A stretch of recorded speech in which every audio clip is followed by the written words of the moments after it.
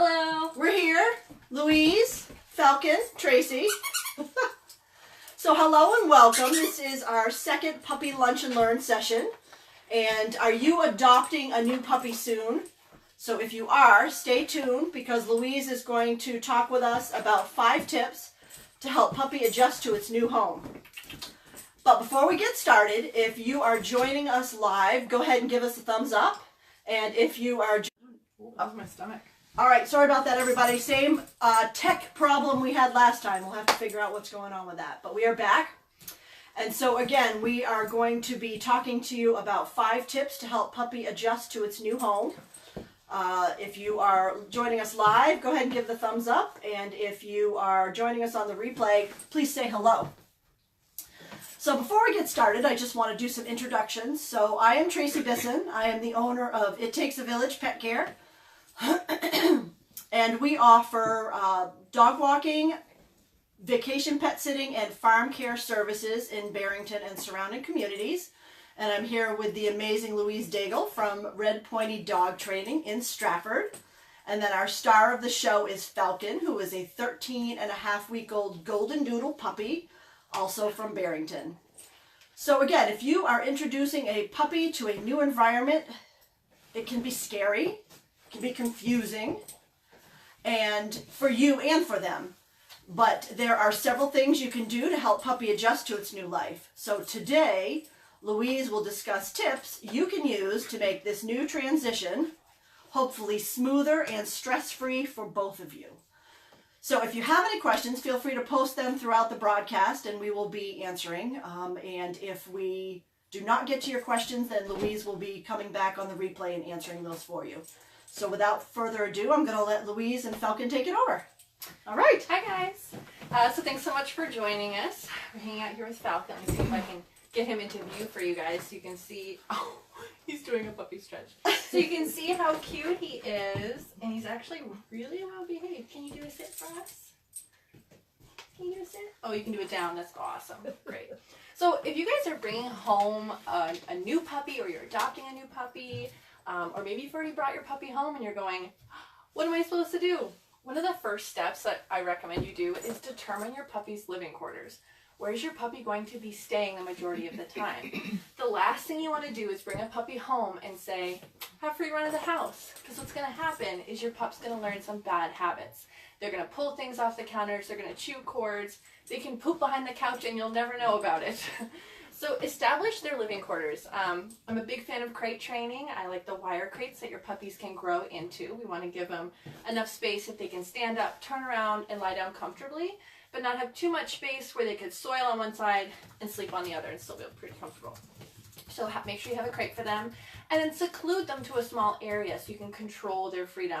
Whether you're baby gating them, preferably into a room with tile floor in the event of an accident, or if you just use a big exercise pen and you can even connect that right to the crate so they have some area to move around, but not so much freedom where they could exercise bad behaviors. You also want to figure out ahead of time where your puppy's going to be sleeping. If you wait to figure that out till your puppy comes home, I guarantee you your puppy's going to end up sleeping in bed with you. And that's a big mistake a lot of pet owners make. Now, there's nothing wrong with having your dog sleep in bed with you. I personally really enjoy that, but that's freedom your puppy has to earn. And especially while we're working on potty training, we want to make sure that they're sleeping in their crate so we can encourage them to hold it. That's why a crate is really helpful. Puppies typically will not soil where they sleep. So if we give them a small space to sleep in, it's going to encourage them to hold their bladder. So plan out where you're going to have them ahead of time. Make sure you have that crate for them so you can set them up to be more successful. Well, I have a question for you, Louise. Yeah. Do we want to talk about, because I know a question that people ask us at It Takes a Village Pet Care is, you know, what size crate, and if you have the crates that are adjustable, how do you know when is the right time to give them a little more space? Absolutely. So the general rule is you want to make sure they can stand up, turn around, and lie down comfortably. So start with a small space, see how your puppy does in it. Do they have enough room to lay down, chew a toy, and be comfortable without being too confined? You can always try to give them more space, and if they have an accident in their crate, you make it smaller. And those crates that where you can grow in and push the divider as they grow are really helpful. Some puppies prefer a plastic or a solid crate, and it takes a little bit more creativity in terms of blocking off a section of the crate. One of the other tips I really like is feeding the puppy in the crate, because oftentimes they won't soil where they eat as well, so that can be really helpful. So definitely those grow into crates are really helpful. Again, stand up, turn around, lie down comfortably. If your puppy's like this the whole time, that's not quite enough for them. Hey, come back here. You're being mischievous. Yeah, good boy. So the second tip is, and this is a really big one, decide on a potty location and routine. So if you take your puppy outside, you're trying to bug me. You're trying to get my treats. And you're just wandering around your 2-acre property trying to have your puppy decide where they want to go. They are going to be out there playing and chasing leaves and having the time of their life. Good down. Decide where your potty spot's going to be, whether it's an area in the woods by a special potty tree, an area by your fence, something like that. So that every time you go outside, you're taking them to the same spot each time, so they know exactly what they're out there for. If they go out and potty, then you can play with them in the yard. But really make sure you have that same location every single time. And then your routine is so critical. Puppies aren't going to ask to go outside right away. They need to have us know when they have to go to the bathroom, so we set them up to make the right choice. The general rule of thumb is your puppy can hold their bladder for about how old they are in months +1. So say you have a 3-month-old puppy, they can hold it for 4 hours. That's just a general rule of thumb though. The exceptions are if your puppy has just woke up from a nap, if your puppy has just eaten a meal, if your puppy just finished doing puppy sprints around the house, or if they just look at you funny. Really, just if you think they have to go to the bathroom, take them out to go to the bathroom. It's always good to set them up to make the right choice, so again, they aren't learning bad habits or learning that an accident is what we want them to do. If your puppy has an accident, that's why we call it an accident. It's okay. Just take them right outside and try again, pick up the mess, and resolve to do better next time. I also really like to teach our puppies to ask to go to the bathroom outside. Do you ask? Not yet. Actually, Falcon's really good at, his owners are helping him to learn to ring a bell. Oh, I love the bells. Oh, you're a bell ringer. That's great. So an easy way to do it is just have your puppy sit every time you go outside with them. Whether it's outside to potty or outside to play. They learn to get that door open. To get the freedom to go outside, they have to sit first. And then if you find your puppy going over near the door and sitting, drop what you're doing and take them outside, right to the potty area. But like Tracy mentioned and like Falcon uses at home, the bells are such a fun and cute way to interact with your puppy and to get them to communicate to you that they have to go outside. You just teach them to ring the bell using like hand targeting or just shaping it. If they happen to ring the bell, yay, reward, take them right outside. Stuff like that. He's like, yay, she said yay. And be prepared for when your puppy is suddenly circling in the corner and you're like, oh my gosh, she has to go to the bathroom. I just put a little command strip on your wall right next to your front door with a leash, maybe an extra collar in the event that your puppy is naked, a baggie of treats, poop bags if you need them, so that when you go outside, you can grab all that stuff and go right out. You're ready ahead of time. Right, bud? Want to be prepared. Absolutely. Make sure you're rewarding your puppy for going to the bathroom outside too. Just praising them might not be enough because it's really easy to poop and pee inside, but if they get treats for going outside, they're going to want to go outside to go to the bathroom. So make sure you're doing that as well. Isn't that right, bud? So Louise, we have 6 people watching us right now. Hi, everybody. Go ahead and give us a thumbs up, guys, if you're watching us live. We appreciate your tuning in to our second Puppy Lunch and Learn. And again, if you have any questions, go ahead and post, and I'll be sharing them with Louise, and she can answer for you here on the broadcast. Thanks for joining us, you guys. This is exciting. I'm sure you're all here just to look at this puppy's adorable fur and his cute face. So while we were talking about going outside and having all your equipment ready, it's an important piece to understand what should our puppies be wearing. So all dogs should have a collar on, if for nothing else, identification purposes. Falcon's got a great collar on with his doggy tags right here, so God forbid he ever gets lost, we're going to know where he goes and where he belongs. So make sure your dog has a collar on. And the proper fit, we go by the 2-finger rule. So if you can fit 2 fingers under your dog's collar, that's a good fit. If you can fit your whole hand, it's a little too loose. We don't want a collar that's going to pop off your dog's head. Quit sitting!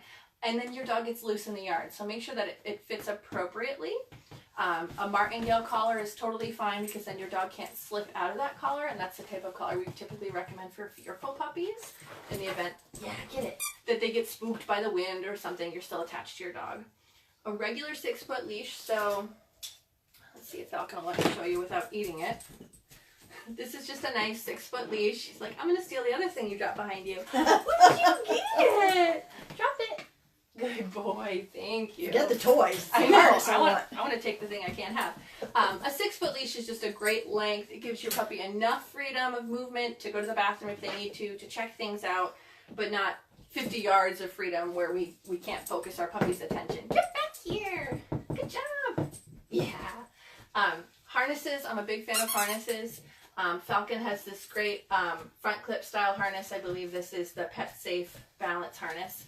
So it fits like a regular harness, but there's a clip on the front and a clip on the back. So I'm a big fan of front clipping style harnesses because if your puppy moves forward, the harness torques behind their arms or behind their chest, and it redirects your puppy back towards you, and it takes some of the leverage out of the equation. It does not take out the eventual that you need to train your dog to walk nice on leash, but it helps you get there, gives you a little bit more control. And the harness fitting is the same rule as the collar, 2-finger rule. So Falcon's harness is a little bit big, but keep in mind, you don't want to have to buy 6 different types of harnesses. So this one he has on is on the smallest he possibly can. And how old is he? 3.5. Yeah, 3.5. So 3.5 months. Yep. He's going to do a lot more growing, so he's definitely going to fill this out.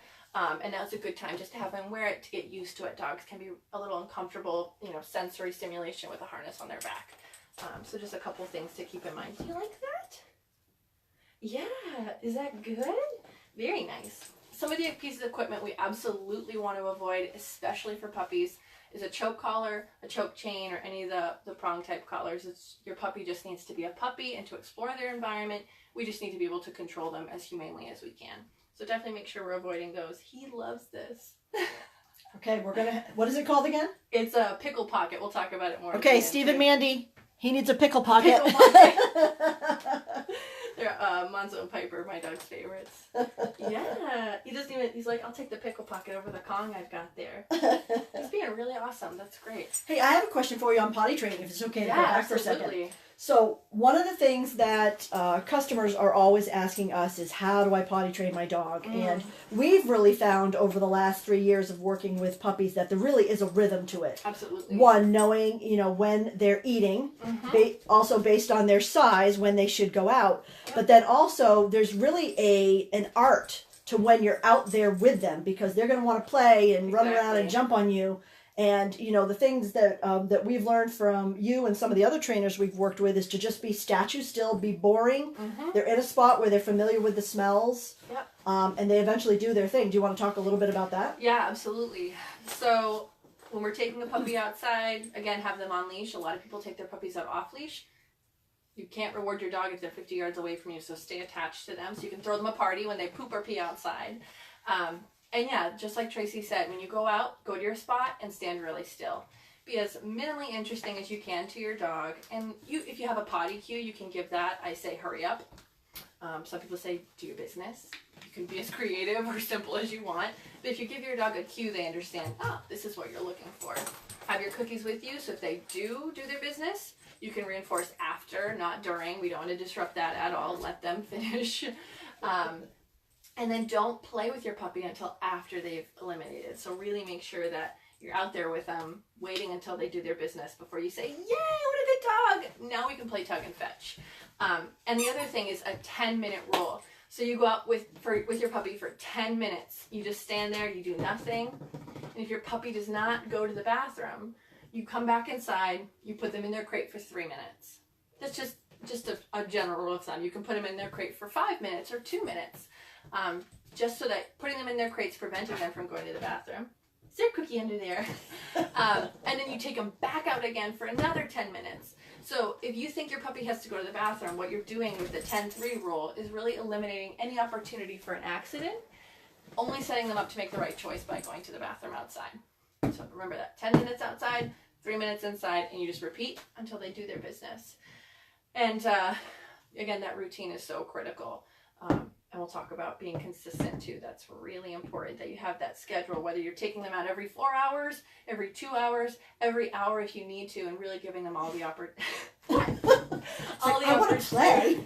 Enough of this video stuff. All the opportunity to go to the bathroom outside that they possibly can. That's a great question. Well, and Steve, who's joining us, who is one of the owners of our beautiful Falcon here, has a great question that kind of goes back. And he says he's running out to the store on his way home to get the pickle toy. Yay! So, yay! So he says, what about amount of exercise? Is there such a thing as too much? Yeah, that's a great question. So with puppies, we have to keep in mind that their growth plates are still developing and their bones are growing. So we don't want any like large amount of high impact exercise. So playing fetch, running with them, going hiking, we want to keep those things to a minimum when they're really young. Yeah, I have Cookie. So that they don't come up lame or anything like that. But there's not too much exercise in terms of a puppy. But there can be too much stimulation in an environment. So if you have a lot of people over and he's running around and playing, if he gets tired, they can get cranky. So I like, take him for a nice controlled walk after they've pottied. So he's got that under his belt too. You can play a little bit of fetch. You can tug with them. You can play with toys. And I'm a huge fan of mental stimulation as well, which he's checking out the food toys over there too. So like feeding them out of a pickle pocket or feeding them out of a Kong wobbler or even just a plastic juice bottle with a lid that is not a choking hazard, just to keep their brains thinking, keep them doing something. And then if you find that your puppy is constantly attention seeking or they're more cranky in the evenings, good shake off, then your puppy might need more exercise. And puppies grow and develop. So as he's going through a growth spurt, they might be really tired. You might not need as much exercise. I say like an adult dog, like I hike my dogs 45 minutes to an hour every day, and that's enough for them, and that's about the constant. But with puppies, it's going to ebb and flow depending on their development, their food, what they did the day before. Oh, you're moaning me. Have a toy. So I hope that answers your question. Yeah, and there's more than one way to exercise them too. Tug, fetch, just taking them for a walk, taking them to Lowe's to socialize, taking them to a pet store, things like that. Meet up with other puppy friends. Oh, here, take this instead. Good boy. Get it. So the third point we want to talk about is planning your puppy's introductions carefully. So whether your puppy is meeting new people or a new dog, you want to make sure that you have planned that interaction. We all know how important socialization is. And they have that critical socialization period between the time when you get your puppy at about 12 or 13 weeks of age. But we don't want our puppies just meeting everybody willy-nilly. Anybody on a walk, or all the dogs you happen to see in your neighborhood. You want to plan those introductions carefully, because it's not just exposure we're looking for, it's positive exposure. Right? So you don't want just your puppy meeting another dog that you just happen to see on a walk because they look cute. You want to make sure that his doggy friends are socially appropriate. So maybe you have, somebody in the neighborhood who has a really well-mannered, socially appropriate dog. That's the perfect friend for your puppy to meet. If your neighbor has a really rowdy dog who's an adolescent, that might not be the best candidate right away. Eventually, that's probably fine. But I want you guys to think quality over quantity. If you have somebody come over and you just say, oh, this is my puppy Falcon, come say hi. Falcon's going to be fine with that. But initially with our really young puppies, we want those experiences to be positive. Have your guests sit down with a toy and interact with the puppy. Or sit down with some treats and ask the puppy for some behaviors so that there really is something in it for the puppy to be interacting with the new person. Yeah, look, he's like kill shaking. That's awesome. Are you getting a second wind? Yeah. And the same goes for new spaces too. If you're introducing your dog to a new floor, or maybe you're walking on a metal dock for the first time, plan that introduction. Make it a training opportunity for them. Make sure you have treats so you can make it a really positive experience. Right? Yeah, he's so big, he's like always out of the frame. Look at all these goodies I have for you. Nice job. Do we have any more questions? Well, I know there's a question that the owners were asking me the other night. He has an interesting habit which I think is indicative of most puppies. Sure. A humping habit. Oh, yeah. So, and I was trying to work with them to better understand why he was doing it and how he was doing it. But maybe if you can talk a little bit about why puppies do it and if there is a way to actually curb that, or is it due to them not being fixed yet? Maybe some theories on that? Is he humping people or other dogs? People. People. Okay. Yep. So puppy humping, so I usually say there's happy humping and then there's not happy humping. With puppies, it's almost always happy humping. And that means you don't have to worry about it too much, but it's not something we certainly want to deal with all the time. Puppies typically hump because they're just so excited. They're overstimulated, or you smell really good and they want to play with you and they can't play, so they jump up and hump. Or you can't get my treats. I'm gonna put this over here, kiddo. Oh, it's gone for good. So train your dog to do what you want them to do instead. How do you want him to ask for attention? So if you don't want your dog humping you, tell them to get off. You can even lure them off with a treat, ask them to sit, and then give them attention. My rule of thumb is 3 strikes and you're out. So even if it's jumping, counter surfing, any of those misbehaviors that we see, what are you doing? You can't go in there. Get over here. You can ask them to get off, lure them into the behavior you want instead, reward that. If they do it again, same thing, interrupt, guide them to make the right choice instead. And the third time is when they get a timeout. And it's not a punishment. You're just going to put them in their crate, even with a treat. You can even lure them into their crate with a cookie. You can give them a pickle pocket in the crate if you want to. I think you want some water. I'm just going to Our star is thirsty. It's okay, you want a drink, babe? It's like, I like my crate. Maybe I need to crash and take a nap. Maybe he does. So on the third time they do a behavior you aren't super thrilled with, just put them in their crate for a little bit, let them take a little nap, calm down before they come back out. But it's really important that when we put our dogs in a crate for a timeout, that we aren't scolding them. Our tone is really calm and neutral. That there's no emotion with it. It's just, you can't handle life right now. You need to go to your bedroom and take a quick nap. And then let them out again a few minutes later. Puppies really live in the moment. They're going to forget pretty quickly what they were doing. And you can also redirect them. So if you have a Kong, it's like, I'm better now, I got a drink. Yes. If you have a Kong or a pickle pocket, you can always redirect. Falcon, get over here. Redirect your puppy to something more appropriate. I know, I look interesting when I'm scooting through frame, don't I, buddy? Good boy. And one of the other points I wanted to talk about is being consistent. So we all know how important it is. He's like, I'm getting my butt scratches. Doggy massages, too. We all know how important being consistent is for our puppies. And it's really important, especially, get it, here we go. If you have a big family, or if you have a dog walker coming over, that they're being consistent with what your rules are. So I'm a big fan of creating a set of house rules. List out what cues you use with your puppy and what behaviors you expect when that cue is given. Where's your potty location? Maybe even mark it out with a cone for everybody in your family and whoever is going to be interacting with your puppy. What time does your puppy eat? When do they normally poop? What do they get for treats? Where are they? Really outline all of that and put it in lists and put it right on your refrigerator so everybody reads it every time they're in the kitchen, so everyone can be super consistent. I love that idea, and that actually segues to our next question from Mickey. Thank you for your question, Mickey. So she asked, do you have any tips for parents bringing a new puppy into a home with kids? Yeah, that's a great one. Absolutely.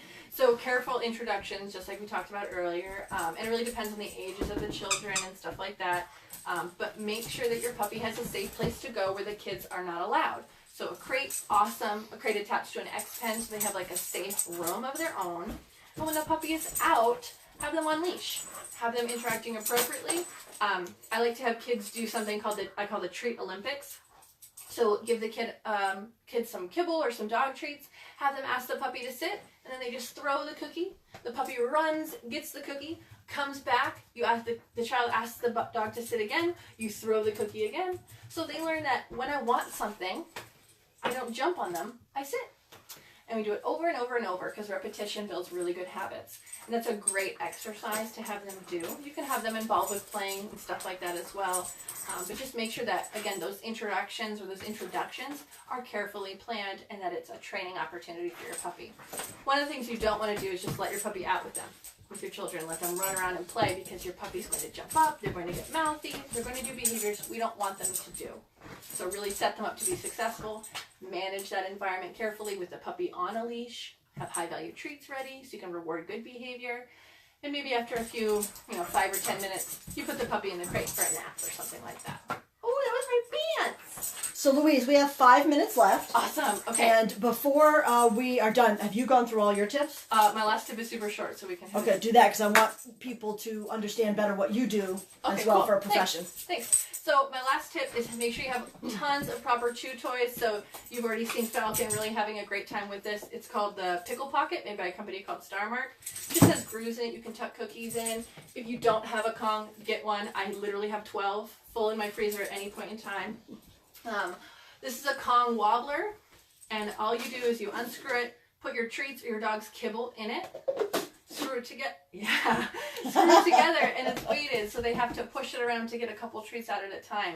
Having these food dispensing things or chew toys, whether it's an antler or rawhide alternative, make sure you're not using rawhides with your puppies or any dogs, can help you just occupy your puppy when you have something else to do or if the environment's too stimulating for them. So that's my final tip. Awesome. So if anybody has any additional questions, feel free to post here as we go into wrap-up mode. But I wanted to give Louise an opportunity to talk to you about her company and the training classes that she offers. And tell us what you do. So I co-own Red Pointy Dog Training. We're based out of Strafford. We offer classes at the Bow Lake Grange Hall, the Yellow Dogs Barn in Barrington, and the Stratham SPCA. We also specialize in in-home training and behavior modification for dogs. Not just cute, adorable puppies, but dogs with some unfortunate behavior problems as well. So that's what we're doing. We have new classes coming up all the time, so please check out our website, redpointydog.com. We're on Facebook as well, facebook.com/redpointydog.